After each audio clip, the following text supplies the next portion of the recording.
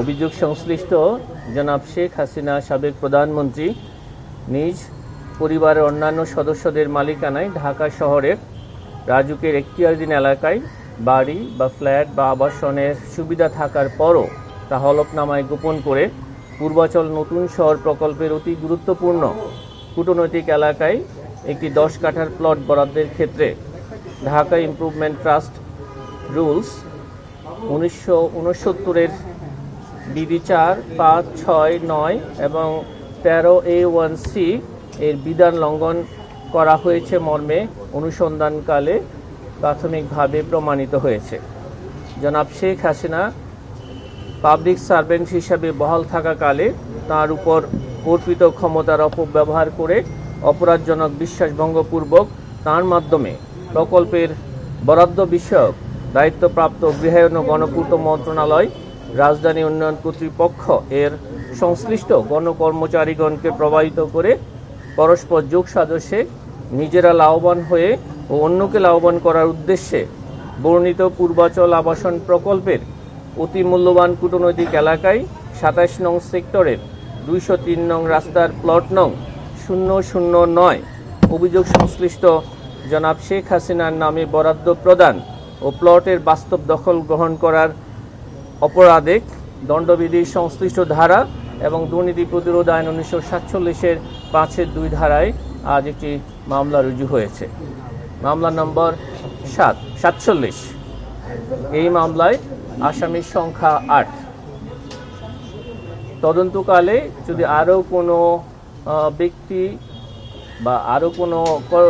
ব্যক্তি বা কর্মকর্তা কর্মচারীর সংশ্লিষ্টতা পাওয়া যায় তাহলে তাদেরকেও এই মামলায় অন্তর্ভুক্ত করা হবে। অভিযোগ সংশ্লিষ্ট জনাব সজীব আহমেদ ওয়াজেদ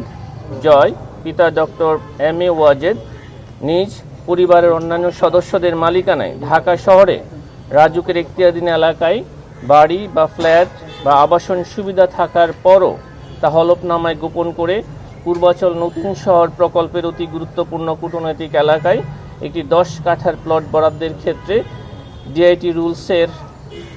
বিধি 4, 5, 6, 9 এবং 13A1C এর বিধান লঙ্ঘন করা হয়েছে মর্মে অনুসন্ধানকালে প্রাথমিকভাবে প্রমাণিত হয়েছে। তার মাতা অভিযোগ সংশ্লিষ্ট জনাব শেখ হাসিনা সাবেক প্রধানমন্ত্রী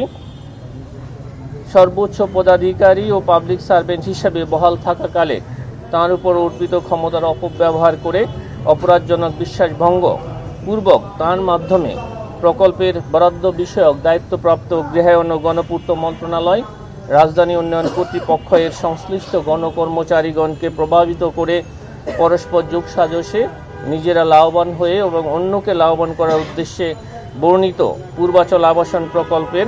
অতি মূল্যবান কূটনৈতিক এলাকায় 27 নং সেক্টরের 203 নং রাস্তার প্লট নং 015 অভিযোগ সংশ্লিষ্ট জনাব সজীব আহমেদ জয়ের নামে বরাদ্দ প্রদান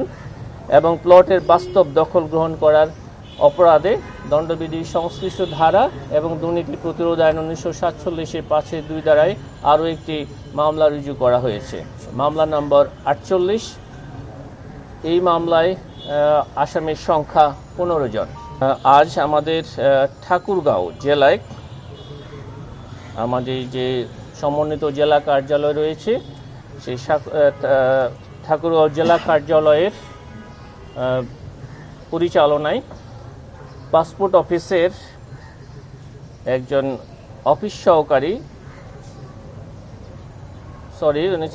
সহকারী হিসাবরক্ষক জনাব ফারুক আহমেদকে 50,000 টাকা ঘুষের অভিযোগে প্রাথমিকভাবে আজকে 20,000 টাকা ঘুষ লেনদেনের সময় হাতে নাতে তাকে গ্রেপ্তার করা হয়। এই তথ্যটাও আপনারা আজকে এটা অন্তর্ভুক্ত করতে পারেন। আপনারা অনেক দিন থেকে পাসপোর্ট অফিসে বা বিভিন্ন অফিসে ফাঁদ মামলার বিষয়ে কার্যক্রম গ্রহণের জন্য আমাদেরকে অনুরোধ করেছিলেন এবং আমাদের এই কার্যক্রমটা অব্যাহত আছে এবং আমরা আরও আপনাদের কাছে তথ্য আহ্বান করছি। ঘুষ লেনদেনের কোনো বিষয় যদি আপনাদের কাছে থাকে আপনাদেরকে এবং আমরা সবার কাছে আপনাদের মাধ্যমে অবহিত করতে চাই, যে কোনো সরকারি দপ্তরে ঘুষ লেনদেনের কোনো বিষয় থাকলে সেটা যেন আমাদের সংশ্লিষ্ট জেলা কার্যালয় অথবা আমাদের প্রধান কার্যালয়ের সাথে যদি আপনারা যোগাযোগ করেন, তাহলে আমরা এই ফাঁদ মামলার মাধ্যমে ঘুষসহ হাতে নাতে ধরার কার্যক্রমটা আমরা আরও পরিচালনা করব। আজকের এই সমন্বিত জেলা কার্যালয় ঠাকুরগাঁয়ে যে ফাঁদ মামলা পরিচালনা করা হয়েছে, এটি বর্তমান পুনর্গঠিত কমিশনের প্রথম ফাঁদ মামলা।